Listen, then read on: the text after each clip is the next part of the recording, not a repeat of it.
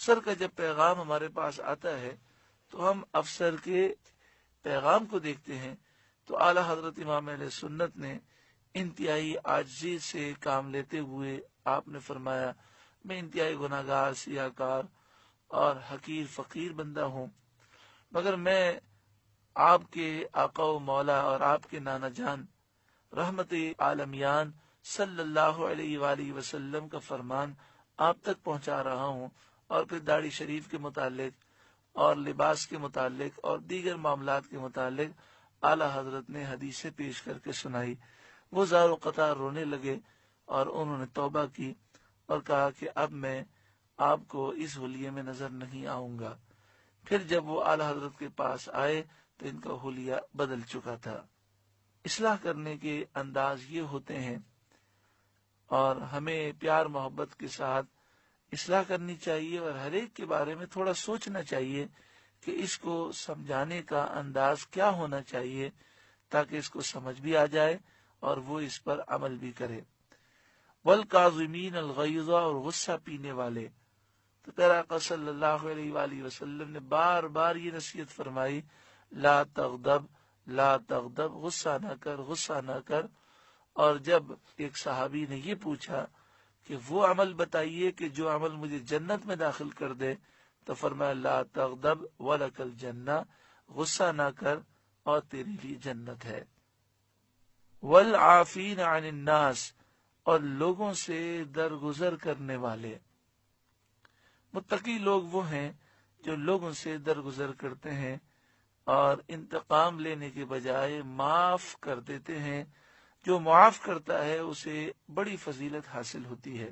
واللہ یحب المحسنین، اور نیک لوگ اللہ کے محبوب ہیں اور اللہ احسان کرنے والوں کو پسند فرماتا ہے۔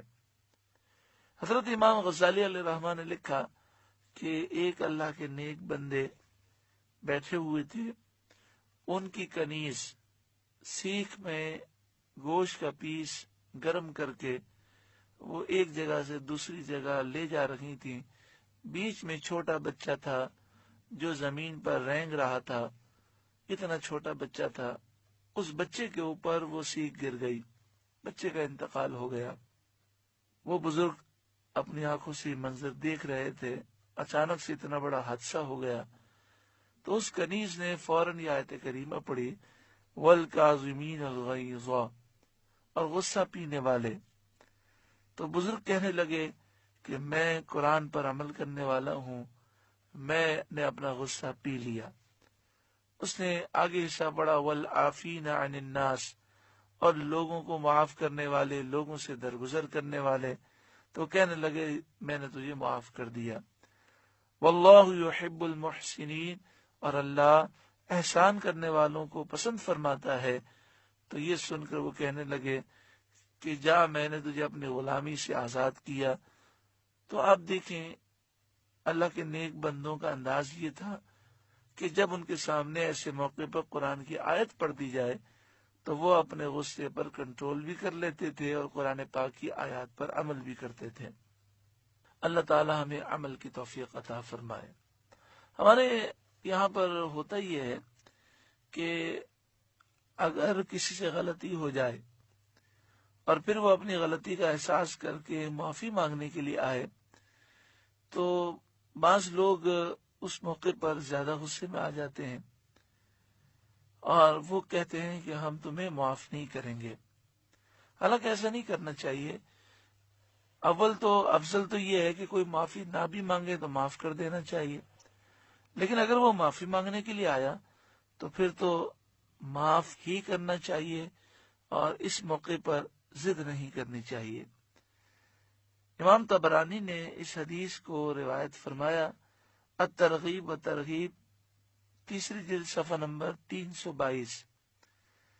حضرت عائشہ صدیقہ رضی اللہ تعالی عنہا بیان کرتی ہیں کہ نبی اکرم صلی اللہ علیہ وآلہ وسلم نے ارشاد فرمایا، وَمَنِ اعْتَذَرَ إِلَىٰ أَخِيهِ الْمُسْلِمِ، جو کوئی اپنے مسلمان بھائی سے معافی مانگے، فلم يقبل عذرہ، پھر وہ اس کی معافی قبول نہ کرے، لم يرد علی الحوض، تو وہ کل بروز قیامت حوض کوثر پر میرے پاس نہ آئے۔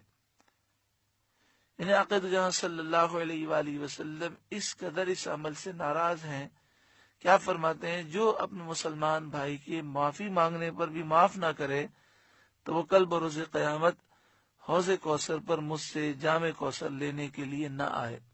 الامان والحفیظ۔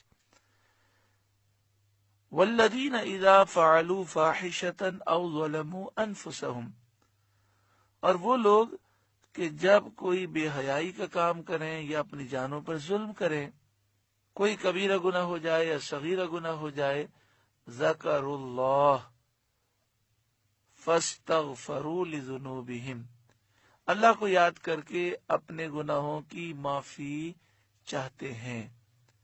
یعنی متقی وہ لوگ ہیں کہ اول تو گناہوں سے بچتے ہیں، لیکن اگر شیطان گناہ کرانے میں کامیاب ہو جائے، وہ بے حیائی کا کوئی کام کر لیں، اپنی جان پر ظلم کر لیں، تو فوراً اللہ کو یاد کرتے ہیں اور توبہ کرتے ہیں، ندامت کے آنسو بہاتے ہیں۔